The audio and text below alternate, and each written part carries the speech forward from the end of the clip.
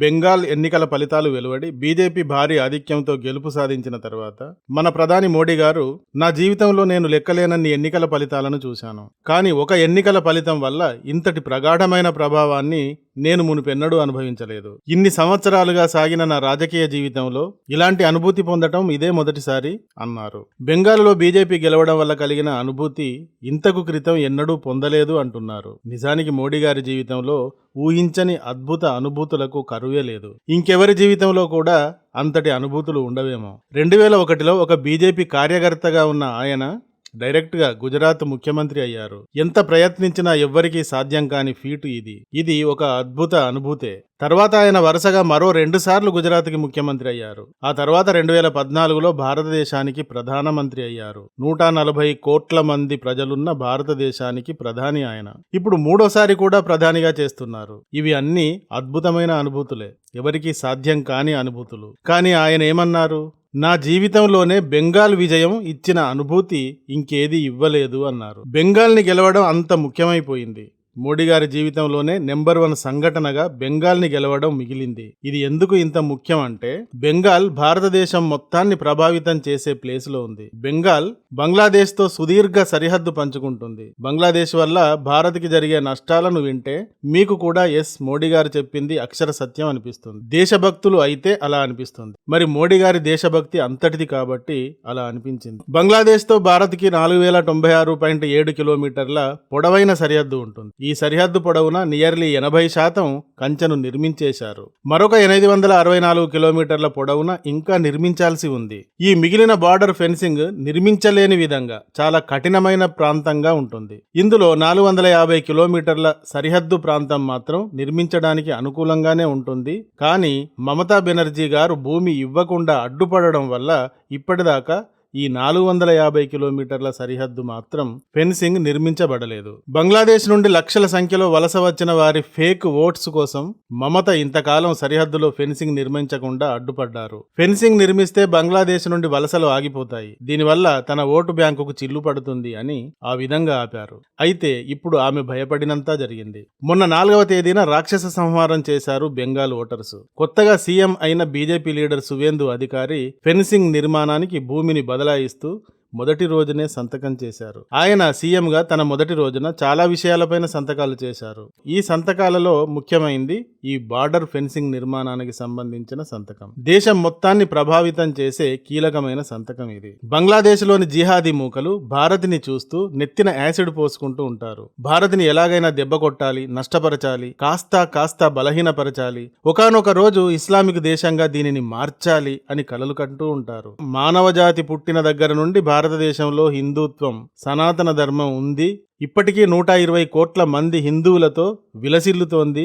వీరు మారేవారు కాదు, ఎవరి ఒత్తిడులకు లొంగేవారు కారు, తమ హిందుత్వాన్ని వదిలేవారు కాదు అని వీరికి తెలియదు. బెంగాల్ని కలిపేసుకుంటాం, బంగాళాఖాతం మాదే, 7 సెవెనిస్ట్ స్టేట్స్ ని లాక్కుంటాం అంటూ వీరు చాలాసార్లు మోర ఎత్తి ఊలవేసే కుక్కల్లా మొరుగుతూ వస్తూ ఉన్నారు కూడా. ఇంకా బంగ్లాదేశ్ కి భారత్ కి మధ్య ఉన్న ఫెన్సింగ్ లేని సరిహద్దు వీరికి చాలా అనుకూలంగా పనిచేస్తోంది. ఈ సరిహద్దు గుండా భారత్ కి అనేక రకాలుగా నష్టం కలిగించే కార్యక్రమాలు వీరు చేస్తున్నారు. ఒక లెక్క వింటే మీరు షాక్ అవుతారు. బంగ్లాదేశ్ అక్రమ చొరబాటుదారుల వల్ల జరిగే నష్టం ఎంత అంటే, భారత్లో విదేశీయుల వల్ల జరిగే నేరాలలో 58% బంగ్లాదేశీయులదే ఉంటుంది. పాకిస్తానీలు గాని బంగ్లాదేశీయులు గాని భారత్లోకి చొరబడి చాలా ఈజీగా ఇక్కడి ప్రజలతో కలిసిపోగలరు. వారిని మనం గుర్తించలేం. వారిని గుర్తించాలి అంటే ప్రభుత్వ నిఘా సంస్థలే దిగిరావాల్సి ఉంటుంది. ఎందుకంటే వారు ఇక్కడ ఉన్న 20 కోట్ల మంది ముస్లింలలో కలిసిపోతారు. భారత్కి 3 దేశాలు ప్రస్తుతం శత్రు దేశాలున్నాయి. Number 1 Pakistan, number 2 China, number 3 Bangladesh. Pakistan ప్రజలు, భారతదేశ ప్రజలు చూడ్డానికి ఆకారంలో ఒకేలాగా ఉంటారు. గుర్తించడం కష్టం ఎవరు ఏ దేశం వారు అనేది. ఇదే చైనా ప్రజలు ఉన్నారు అనుకోండి, ఈజీగా గుర్తించబడతారు. వారి ఆకారం, వారి ఎత్తు, పొడవు, లావు, వారి స్కిన్ టోన్ చాలా ప్రత్యేకంగా ఉంటుంది. 1,00,000 మందిలో ఒక్కరు ఉన్నా ఈజీగా గుర్తించబడతారు. సమస్య లేదు చైనా వల్ల. చైనీయులు భారత్లోకి చొరబడతారేమో అన్న ఇబ్బంది లేదు.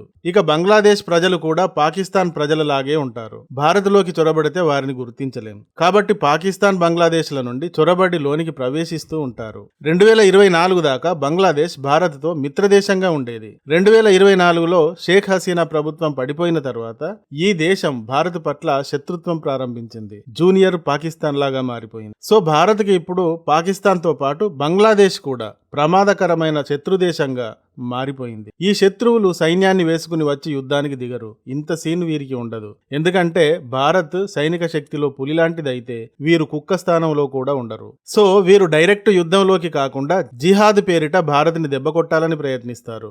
లవ్ జిహాద్, ల్యాండ్ జిహాద్, పాపులేషన్ జిహాద్, ఎకనామిక్ జిహాద్, ఓటు జిహాద్, బ్యూరోక్రసీ జిహాద్, మీడియా జిహాద్, థూక్ జిహాద్. థూక్ జిహాద్ అంటే తినే ఆహార పదార్థాలపైన ఉమ్మి వేసే జిహాద్, కరోనా జిహాద్, ఎడ్యుకేషన్ జిహాద్. ఇలా భారత సమాజంలో ఎన్ని వ్యవస్థలు ఉన్నాయో అన్ని వ్యవస్థలలోకి చెరబడి అన్ని వ్యవస్థలను దెబ్బతీయడానికి ఈ జిహాదీలు అనేక రకాల జిహాదీలతో ప్రయత్నిస్తున్నారు. ఇది ఈ జిహాదీల లక్ష్యం. వీరు ఈ పనులు చేయడానికి సరిహద్దులను ఉపయోగించుకుంటున్నారు. పాకిస్తాన్ బోర్డర్ ని భారత సైన్యం దూరలేని విధంగా దుర్భేద్యంగా ప్రస్తుతం నియంత్రిస్తోంది. కాబట్టి దూరడానికి బంగ్లాదేశ్ సరిహద్దులు వీరికి కీలకంగా మారాయి. బంగ్లాదేశ్ సరిహద్దుల నుండి అక్రమంగా భారత్లోకి చొరబడిన వ్యక్తులను, వారికి సంబంధించిన ముఠాలను తెలంగాణ, మహారాష్ట్ర, కర్ణాటక లాంటి రాష్ట్రాలతో పాటు అనేక రాష్ట్రాలలో పట్టుకున్నారు. చాలాసార్లు వీరిని పట్టుకుని జైళ్లలో పెట్టారు, కేసులు పెట్టారు. వీరు లోనికి చొరబడిన తరువాత స్థానిక దళారుల సాయంతో ఆధార్ కార్డులు, పాన్ కార్డులు, ఓటర్ ఐడీలు మరియు భారతీయ పాస్పోర్టుల లాంటివి అధికారిక ధృవీకరణ పత్రాలన్నింటినీ నకిలీవి సృష్టించుకుంటున్నారు. ఈ నకిలీ వాటితో వీరు భారతీయ పౌరులుగా చెలామణి అవుతూ ఉన్నారు. నిజమైన భారతీయులకు ప్రమాదకరంగా మారుతున్నారు. బంగ్లాదేశ్ నుండి కొన్ని ముఠాలు మహిళలను, చిన్నపిల్లలను లోనికి తెస్తున్నారు. వీరితో ముంబై, కోలకత్తా, బెంగళూరు, హైదరాబాద్ లాంటి నగరాల్లో వ్యభిచారం అంటూ వెట్టి చాకిరీ చేయిస్తున్నారు. భారత్లో జరుగుతున్న చొరబాట్లలో 30% ఇలాంటి వాటికి సంబంధించినవే ఉంటాయి. మరొక ప్రమాదకరమైన విషయం, ఈ సరిహద్దుల గుండా హెరాయిన్, బ్రౌన్ షుగర్, యాబీ లాంటి సింథటిక్ డ్రగ్స్, ఇంకా ఫెన్సిడిల్ లాంటి భారత ప్రభుత్వం రద్దు చేసిన డ్రగ్స్ ని, ఇంకా ఇతరత్ర డ్రగ్స్ ని భారీగా లోనికి డంప్ చేస్తున్నారు. ఈ మత్తు పదార్థాలే ఇప్పుడు భారత్లోని చిన్న చిన్న నగరాలకు చేరి యువతను మత్తుకు బానిసలను చేస్తున్నాయి. వీరి వల్ల జరుగుతున్న మరొక ప్రమాదం, లోనికి దూరిన వీరు దోపిడీలు, దొంగతనాలు చేయడం. దేశంలో పట్టుబడిన దొంగల్లో బంగ్లాదేశ్కి చెందిన ముఠాల హస్తం అనేకసార్లు బయటపడింది. వీరు దొంగతనం చేసే విధానం కూడా చాలా ప్రమాదకరంగా, క్రూరంగా ఉంటుంది. ఈ దేశం మాది కాదు, ఈ ప్రజలు మావారు కాదు, ముఖ్యంగా వీరి మతం మాది కాదు అన్న కసితో వీరు హింసాత్మకంగా ప్రవర్తిస్తూ చోరీలు చేస్తున్నారు. ఢిల్లీ నగర శివారు, బెంగళూరు నగర శివారు, హైదరాబాద్ నగర శివార్ల లాంటి నగరాల శివార్లలో, నగరాల లోపల కూడా ఇంటి యజమానులను దారుణంగా చంపి దొంగతనం చేసిన నేరాలు, కేసులు చాలా రిజిస్టర్ అయ్యాయి. తర్వాత ఇలా అక్రమంగా లోనికి దూరి వచ్చే వారి వల్ల జరిగే మరొక అతిపెద్ద ప్రమాదం, భారత్ నుండి ఆవులను బంగ్లాలోకి పెద్ద ఎత్తున స్మగ్లింగ్ చేయడం. ఇలా పశువుల స్మగ్లింగ్ చేసేవారు తమను అడ్డుకున్న గ్రామస్తులపైన, బిఎస్ఎఫ్ దళాలపైన చాలాసార్లు దాడులు చేశారు. కర్రలు, కత్తులు, బాంబులతో దాడులు చేశారు. ఇక అన్నింటికన్నా పెద్ద ప్రమాదం ఉగ్రవాదులు. ఈ ఉగ్రవాదులు కూడా వలసదారుల్లాగా లోనికి చొరబడతారు. బంగ్లాదేశ్లో జమాత్ ఉల్ ముజాహిదీన్ బంగ్లాదేశ్ అను ఒక తీవ్రవాద సంస్థ ఉంది. ఇది పాకిస్తాన్ ఉగ్రవాద సంస్థ యొక్క బ్రాంచ్. ఈ తీవ్రవాద ముఠాకి చెందిన వ్యక్తులు లోనికి చొరబడుతున్నారు. వీరు మన దేశంలో మత విద్వేషాలను రెచ్చగొడతారు. చిన్న ఇన్సిడెంట్ జరిగినా అక్కడ స్థానిక ముస్లింలను రెచ్చగొట్టి దాడులకు దిగుతారు. స్థానికంగా ఉన్న తీవ్రవాద మద్దతుదారులతో కలిసి భారత్ను ఏ విధంగా అటాక్ చేయాలి అన్న ప్లాన్ వేస్తారు. తరువాత బంగ్లాదేశీ చొరబాటుదారుల వల్ల భారత సరిహద్దు రాష్ట్రాలకు అన్నింటికన్నా అతిపెద్ద ముప్పుగా మారింది. అస్సాం, త్రిపుర లాంటి నార్త్ ఈస్ట్ స్టేట్స్ ఈ బంగ్లాదేశ్ అక్రమ చొరబాటుదారుల వల్లే తరచూ హింసాత్మకంగా మారిపోతూ ఉంటాయి. ఈ రాష్ట్రాలలోని గిరిజనుల, స్థానికుల భూములు, వారి ఉద్యోగాలు, ఉపాధి అవకాశాలు అన్నింటినీ అక్రమ చొరబాటుదారులు కబ్జా చేశారు. స్థానికులే వీరి వల్ల దిక్కులేని వారయ్యారు. ఈ కారణంగానే త్రిపుర, అస్సాం లాంటి ప్రాంతాల్లో ఏళ్ల తరబడి ఘర్షణలు, హింస, తిరుగుబాట్లు, పోరాటాలు జరిగాయి. ఈ రాష్ట్రాల్లో ఇప్పటికీ జరుగుతున్నాయి. ఈ విధంగా మొత్తం భారతదేశాన్నే ఒక ఇస్లామిక్ దేశంగా మార్చాలన్న లక్ష్యంతో జిహాదీలు బంగ్లాదేశ్ సరిహద్దులను ఉపయోగిస్తున్నారు. ఈ సరిహద్దులకు ఫెన్సింగ్ వేసి ఈ అక్రమ చొరబాట్లను ఆపాలి అని భారత ప్రభుత్వం కొన్ని ఏళ్లుగా ప్రయత్నిస్తూనే ఉంది. కానీ గత 15 ఏళ్లుగా బెంగాల్ని పాలిస్తూ వచ్చిన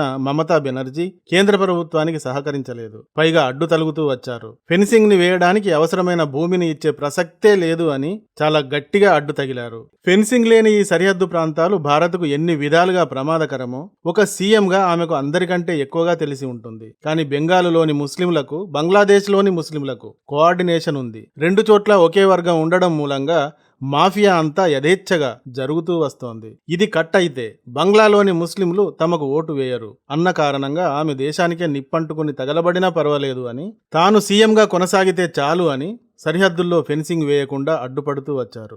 ఆమె 27% ఉన్న ముస్లింల కోసం 73%గా ఉన్న హిందువులను దూరం చేసుకున్నారు. బెంగాల్ హిందువులలో చైతన్యం రాదు, తన నికృష్టపు ముఖాన్ని గుర్తించరు అని భ్రమపడ్డారు. ఆ భ్రమతోనే హిందువులకు వ్యతిరేకంగా, భారత్కి వ్యతిరేకంగా ప్రవర్తిస్తూ వచ్చారు. కానీ దుర్మార్గం ఏదో ఒక రోజు శిక్షించబడుతుంది కదా. బీజేపీ రూపంలో ఆ శిక్ష ఇప్పుడు పడింది. పునాదులు కదిలిపోయే రీతిలో పడింది. సువేందు అధికారి మమతను ఇట్ సెల్ఫ్ భవానీపూర్లో ఓడించి ఆమె ఎంత నీచంగా, ఎంత దుర్మార్గంగా, ఎంత దేశ వ్యతిరేకంగా ప్రవర్తించిందో నిరూపించారు. వచ్చిన తర్వాత ఇప్పుడు ఆమె ఇంతకాలం ఆపుతూ వచ్చిన సరిహద్దు ఫెన్సింగ్ కి భూమిని అప్పగిస్తూ మొదటి సంతకం చేశారు. ఇక ఇప్పుడు బంగ్లాదేశీ జిహాదీ చొరబాటుదారులు విలవిలలాడాల్సిందే. ఇలా దేశం మొత్తానికి ప్రమాదకరంగా మారిన బంగ్లాదేశ్ భారత్ల సరిహద్దు కోసం మోడీ గారు ఈ విధంగా మాట్లాడారు. బంగ్లా విజయం నాకు అన్నింటికంటే ఎక్కువ అనుభూతిని కలిగించింది అంటూ. మరి ఈ టాపిక్ పైన మీ అభిప్రాయం ఏమిటో కామెంట్ రూపంలో తెలియజేయండి. ఈ వీడియో కానీ నచ్చితే ఒక లైక్ ఇవ్వండి. అలాగే ఇంతవరకు మా ఛానల్కి సబ్స్క్రైబ్ చేసుకున్నట్టయితే వెంటనే సబ్స్క్రైబ్ చేసుకోండి. ఇలాంటి వీడియోల నోటిఫికేషన్స్ కొరకు బెల్ ఐకాన్ని కూడా క్లిక్ చేయండి. Thank you for watching. జై హింద్, జై భారత్.